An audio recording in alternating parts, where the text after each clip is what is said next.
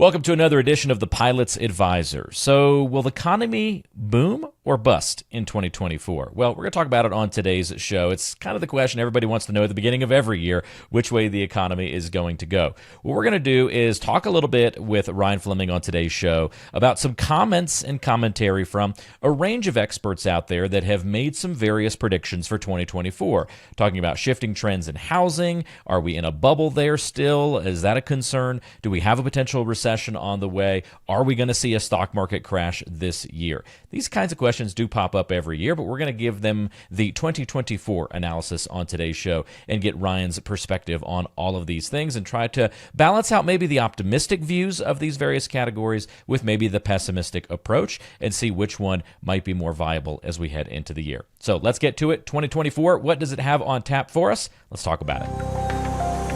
Welcome to the Pilot's Advisor with Ryan Fleming, a first officer with FedEx on the 777 at the helm. On this show, we'll delve deep into tailored financial strategies, insights, and wisdom crafted exclusively for those who rule the skies. We'll help you navigate your financial flight plan with the same mastery you exhibit in the cockpit. Prepare for takeoff into a journey of financial clarity and empowerment. The Pilot's Advisor starts now. Another episode of the Pilot's Advisor is here. Walter Stroholt alongside Ryan Fleming. Ryan, it is great to be with you, my friend. We're talking predictions today, 2024. You've got your crystal ball, your cap on. It's going to tell you all the answers, that sort of thing, right? Oh, absolutely. I know all the answers. And of course, I do have my crystal ball right here. What's even more alarming, this is the second time I've done a podcast with Walter in only a few days. So I don't know. 2024 is starting out very well. Starting off on a great track. So yeah, that's right. Again, if you didn't catch our one of our more recent episodes, Ryan has gone video nowadays, so you can check out the video version of the podcast over on YouTube. We'd love to have you over there, and you get to see Ryan in all his glory. Looking sharp today, Ryan. You don't have the hat on. You've got a collar on that shirt, I think, I don't know. Or at least a little quarter zip going on. I don't know who I was dressing up for. It certainly wasn't you. Not me, no. The however, audience. Now that we talked about the video version and you guys do a lot of editing, it seems to me that when I look at these reels and see all this stuff online nowadays, that you should be able to suck 20 pounds out of my body and put some lipstick on this pig and maybe give me a little bit more hair. That's right. I want to challenge you guys to see what you can do to make this look a little better than it does. I'm just going to go to AI and say, make Ryan look better, and then we'll see what it comes up with. It'll just crash. Cannot complete task or something like exactly. that. Well, let's dive into these 2024 predictions, Ryan. We'll start in the stock area, but I think it'll lead us nicely into talking a little bit more about housing prices and maybe where the overall economy is going to go and those kinds of things as well. We've pulled a couple of different articles and different perspectives on this, by the way, and we'll link to these articles in the description of today's show. So if you're on YouTube, check it out. If you're on a podcasting app or Ryan's website, you can find that there as well. Let's start with the optimistic view, and I'm just isolating one particular expert here to kind of get your opinions on what he had to say. This was an investment firm CEO named Jay Hatfield. He says that things are looking good for stocks in 2024. His comments were made in a recent CNBC article that pointed out that most recent economic data validates their theory that 2024 will be the year of rate cuts, and that's very bullish for stocks, bullish being a good thing. He says, we're as bulled up as we're ever going to be, probably. The positive outlook is held up by a belief that interest rate cuts are going to spark the market into positive territory and a good direction for us. So any initial thoughts on kind of his perspective and approach? This is our optimistic view of the stock market in 2024. Yeah, I mean, I look, no matter what you're looking for, you can find things that are going to tell you there's going to be a total crash in 2024. Which we'll have in a moment. Stuff that says it's going to be the best bull market ever. And there's a reason for that. All these people or all these news medias, whether it's on TV, whether it's magazines, they're trying to sell ratings. And what they do is they induce fear or greed, like whatever side you want to be on, and they're going to run with it. And that's how they sell their ratings. So I think anything that you see out there, take with a grain of salt. The only person that knows what's going to happen in 2024, of course, is me. And I just get to decide how much of this I want to let you guys know about. Yeah, So you'll let us know once it happens which one you decided on, or it'll be obvious which one. yeah, You yeah. Just depending on how I feel or how I wake up in that morning. Kind of like my teenage daughter. Some days are good, some days are bad, and the market's going to be determined by how I feel that morning. I love it. But no, we say all that to say nobody knows. The market is totally unpredictable, and that's exactly why we have to play the game, follow the rules, be unemotional, and let it do its thing. However, if you want to know which side of the coin I fall on, I think that 2024 is going to be a great year. And my reasoning is, first of all, you saw what happened in the market the last quarter, mainly in December, when the Fed finally just said they're going to get out of the way. I think most of 2023, despite all the doom and gloom, turned out to be a really good year, but it was us constantly fighting with the Fed and then raising rates probably too quickly after not doing their jobs for a couple of years. Am I putting my opinions in this? Oh my gosh. A little bit, yeah. Yeah. But I think that not only has rates stopped and inflation starting to slow. I mean, we have all the data that's showing that. But I think if the Fed actually does cut rates in 24, that it is going to spike the market kind of like it did in December. The other side of it, politics drives so much nowadays. I mean, it is insane how divisive our culture and our people are. But this is a election year. So even the Democrats really, really want this to be a good, what do they call it, Bidenomics or whatever they're touting it as. Tout Bidenomics, yeah. Yeah, exactly. But both parties need it to be a good year. So with that being said, I think the Fed is going to step out of the way a little bit. There possibly could be some rate cuts. And I think all of those things would be positive for the markets. It's interesting, because in 2023 we saw a lot of rate pausing started to become a thing, or at least lowering how much things were getting raised or the frequency of which, and the market did seem to react to that heavily. So if it truly goes the other direction, you could bet there's going to be movement for sure. Let's look at the pessimistic view. Well, absolutely, and I don't mean to interrupt there, but when was the last time that you saw the whole, I don't want to say society, but at least the whole economy on pins and needles for every single meeting that the Fed had? Right. Yeah. I mean, only in these last few years, right? It's like a sporting event build up to it each month. Yeah. And like everything is going to be defined by the Fed. And this goes back to, in my opinion, where we need to go back to a little bit more capitalistic ways where get out of the way. Let markets determine what prices are going to be. Let the markets determine what interest rates are going to be. And I think the whole reason we got into this is just too much government intervention anyway. I mean, all the prices move based off of supply and demand. And when you let that happen and you let businesses fail if they don't do a good job, things will all be okay. Well, let's go to that pessimistic side of the equation. And if you ever need a negative view of what's going to happen in the market, you look to one man, pretty much. I know who it is. And you know who it is. Harry Dent. He says that we are in store for a crash of epic proportions. He said, quote, "I think 2024 is going to be the biggest single crash year we'll see in our lifetimes." He told this to Fox News. He says excessive government spending is going to lead to an everything bubble in which the market, housing, crypto, and more will fall sharply. He even says, and we'll get into home prices a little bit more in depth later, but he says home prices will chop in half. Stocks could plummet by more than 80%. The problem is this prediction seems to get made by Harry Dent every year. If I were to go back and look at the beginning of every year, I bet I could find a pretty similar article. I would agree with that. It's about every year, and he falls under the, hey, I was right once out of the last 10 years. Harry Dent's got, in my opinion, a very bad name because he's always out there, as a prognosticator that he knows what's going to happen and he knows what's going on and selling all this fear. And then it doesn't come to fruition. But yet here he is, the expert again, and always out there. I like to talk about it.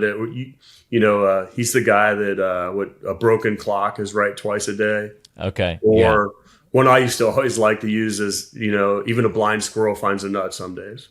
Sure. So I don't feel too confident in anything that Harry Dent says. I don't lose sleep over any of Harry Dent's interviews that he might have. But we have those clients. I mean, I get them probably once a week where they'll find some article about how 2024 or whatever year it is, there's going to be a massive stock market crash. We're going to lose everything. And what do I think? Well, in most cases, I think that everything will probably be okay in the long term. And I also think that that's an article where we're trying to sell fear. Yeah, it's a great point. We'll also link in the description of this episode a link to another article. This was a market insider from Business Insider's website, and it does kind of have an interesting collection, at least finding a few more voices, Ryan, than us just maybe picking two extremes here. Others who fall in that, hey, this might be a really bad year, versus those who say, no, we're going to be up. And companies like J.P. Morgan and Morgan Stanley who have set price targets or value targets for the S&P, and some range all the way from the low 3,000s and others getting up past 5,000 in terms of where the S&P will land. So just another illustration that even the biggest and best banks and investment firms out there are all over the map in terms of predictions. Well, and that's what they are. They're predictions. And I try to be as unemotional as possible.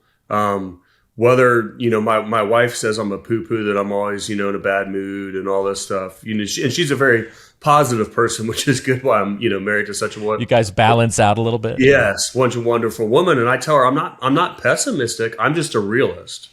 I think I try to see the world for what it is.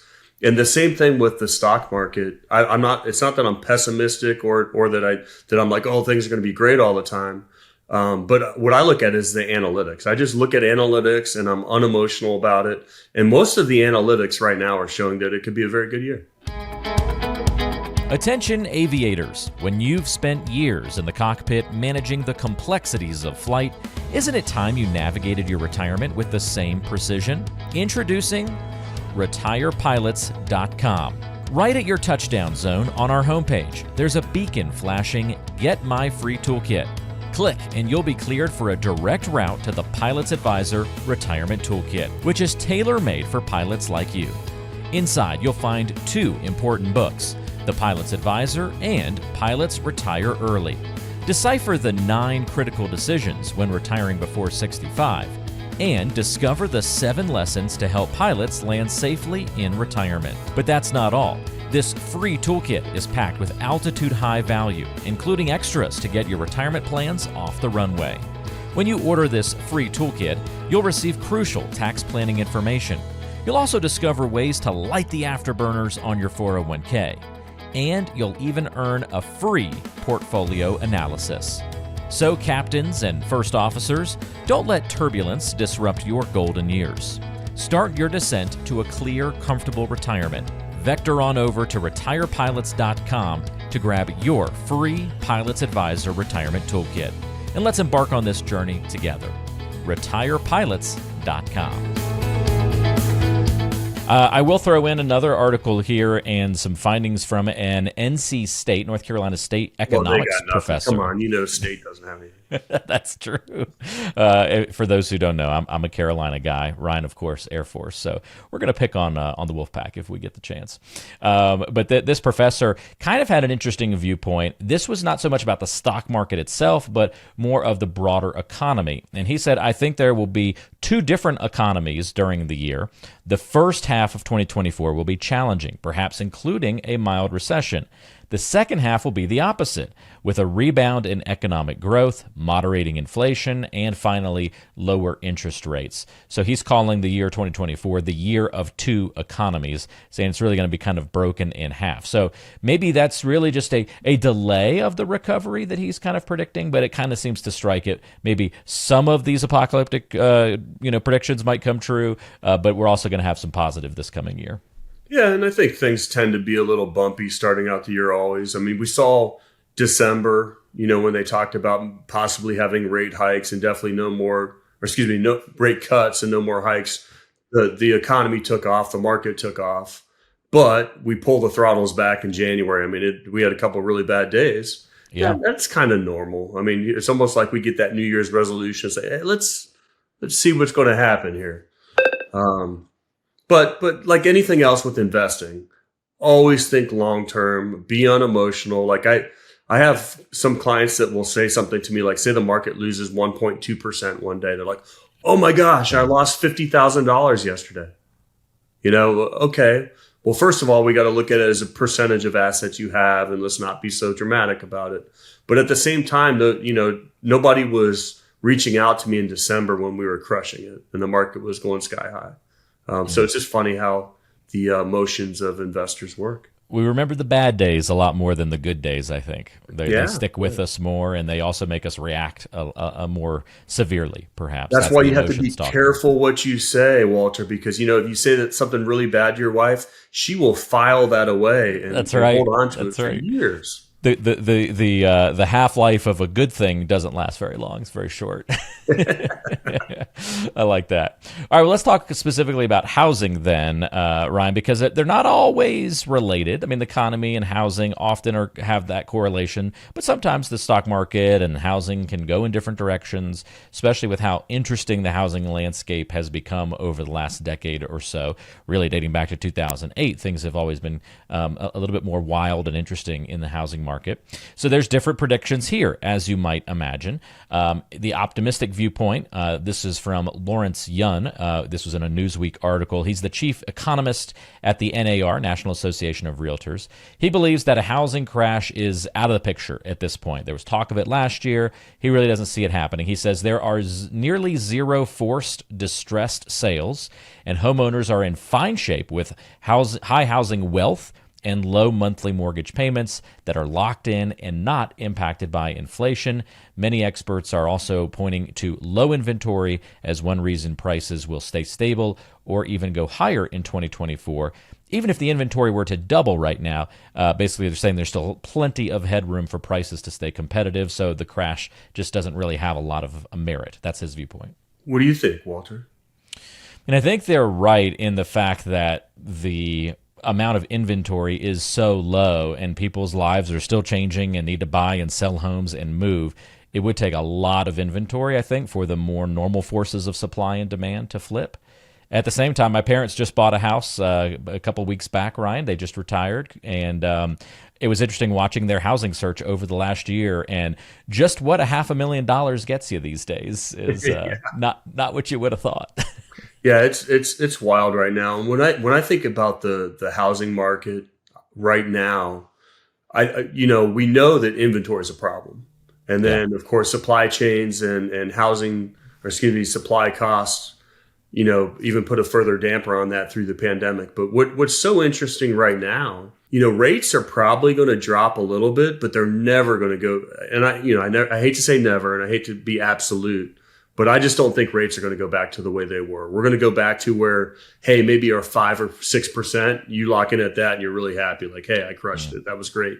But because of that, most people's buying power got cut in half. If they went and bought a property or they got it between 2 and 3%, you're never going to be able to afford that house again at that same areas. So if you're in a house where you got I'm going to say anywhere from 2 to 4%, you're probably not going to move. And unless you have to.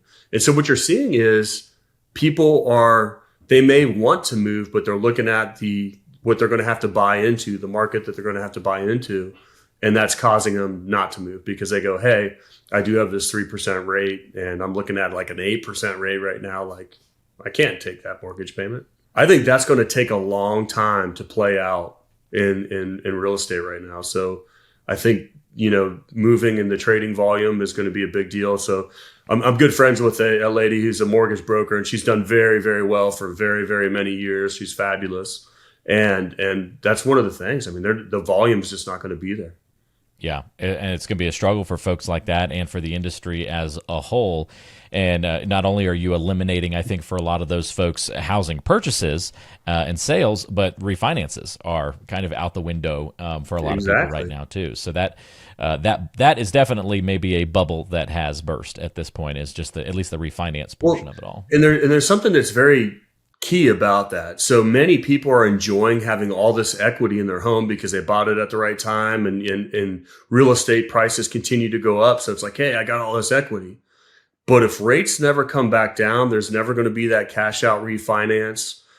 Even home equity loans right now, it's going to adjust at prime in most cases. So even a home equity loan is a pretty high interest loan right now. And so you get yourself into this tough position where you don't really have the access to the money that you might have within a house. I'm gonna send a home equity whiteboard that I have that Walter, I'd like you to attach. Let's And I do think that. it's a great thing to watch because I don't think many people understand how they can use their home equity to build long-term wealth versus having a dead asset. And I think we're in a period right now where there's going to be a lot of people with equity stuck inside their house that they might not be able to access if they need it. That's a great point. It was one thing to be able to tap into that equity when rates were in the twos or low threes, and it's a different story. You're right, when things are a lot higher than that. Let's look at the flip side, the pessimistic viewpoint for housing in 2024 specifically. This was published from 8 of the largest real estate companies out there. They all made predictions for housing appreciation. And even the more pessimistic forecasts, like Redfin's 1% decline in housing value or appreciation, Realtor.com's 1.7% dip that they predicted, they indicate a relatively flat market rather than a full-on crash. Just to go a little further, Zillow's predicting a slight decline of only like 0.2%. And just to note this, I will throw out a caveat here. Predictions from these companies should be taken with a very big grain of salt. Zillow and Realtor.com got their predictions horribly wrong in 2023. In fact, before we even got halfway through the year, I remember they were reissuing like new predictions for the rest of the year. And they went from saying that things were going to be down and were going to be crazy and go nuts. And they ended up, they predicted over a 6% appreciation. That was midway through the year. They were still saying, we're going to see a bunch of appreciation now. And things still ended in that short period of time to the end of the year with a 10% decline.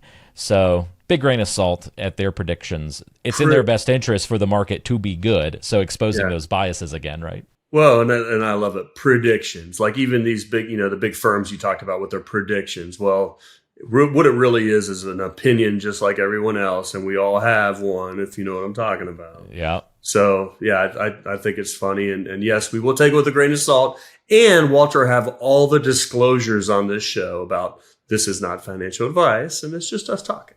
That's right. Exactly.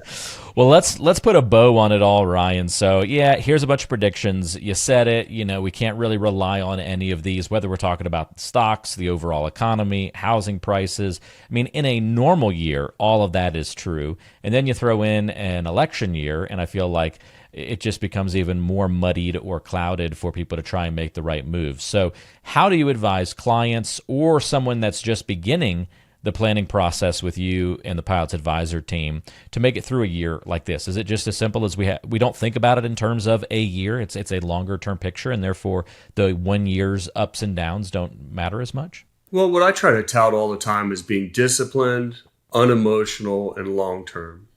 If you focus on the right in front of you, you can miss the forest through the trees. And with investing, it's a long term thing. And you can't let the whipsaws of what's happening day to day affect your decisions. Most investors that hurt themselves, it's because they make a short-term emotional decision. So I'm always touting to be unemotional and be long-term. However, we talked a lot about predictions, and I'm going to make a prediction. And if I'm not right, Walter, make sure you cut this out of the podcast. But the national championship's being played tonight. That's right. Michigan versus Washington. And I'm going to make the prediction that the Michigan offensive and defensive line is just too tough. I'm predicting the Michigan Wolverines to win the national championship. And I think a key part of it is the defensive line has to get to the Washington quarterback. I think if they can pressure him, I think it's just going to be too, in the trenches, it's going to be too much. Yeah. I love Washington's story. I'm going to probably be rooting for them tonight to come out on top, just to have somebody, different hoisting the trophy at the end of the year and getting all the publicity and a little bit of the underdog, I would say, going into the playoffs and that sort of thing. So I'll be rooting for them. But you're right, Michigan looks pretty formidable. Well, and this pains me. I mean, I was born in Columbus, Ohio. Yeah. Okay, so I'm a little surprised that you're. Granted, it's okay for me to root for the Big Ten, but they're technically both Big Ten teams now. I don't know. Yeah, that's right. Washington coming to the Big Ten. But no, it does pain me to say that I'm going to be rooting for the Michigan Wolverines tonight, but I think I am, and I think it's going to work out. Nice. So. Well, when this episode posts, people will be either viewing this conversation, so that means you were right. Or they won't be viewing it because you cut it out. or we'll have cut it out and they won't be viewing it at all, and it'll only exist in the back end of our files. So there you go. I love it. But to all our listeners, I just want to say I think 2024 is going to be a great year. If you ever want to talk about any of these issues, please reach out to me. And I do have to talk investors off the ledge often, and just try to take the emotion out of it. Well, we're happy to help you as always. If you want to find out ways that you can get in touch with Ryan and interact, you can certainly check the description of today's show or the show notes section, whatever app you're using to watch or consume the show, just whatever they call it. Look in that section and you'll find links and contact information to get in touch with Ryan Fleming. I'll also give you the ways that you can do that right now as well. All you have to do is pick up the phone and call or text Ryan directly at 843-475-3038, or you can go to retirepilots.com. Lots of great resources there for you on the website, ways to get in touch, ways to get educated, including checking out the opportunity to really get your hands on the retirement toolkit that Ryan has put together that just has all sorts of great information that we've talked about before here on the show for how to prepare for retirement, especially if you are a pilot, all of the right moves to make and the best places to get started down that journey. So don't forget to get your free toolkit. You can fill out the form to get that, again, at retirepilots.com, or check today's description for links to get that and more. Ryan, thanks for all the help, and glad we're off to a good start in 2024 so far. We'll see how all these predictions, we'll do an episode at the end of the year, see how all these predictions turned out, and go from there. Sounds good, Walter. Take care, and everybody enjoy. We'll talk to you again next time right back here on The Pilot's Advisor.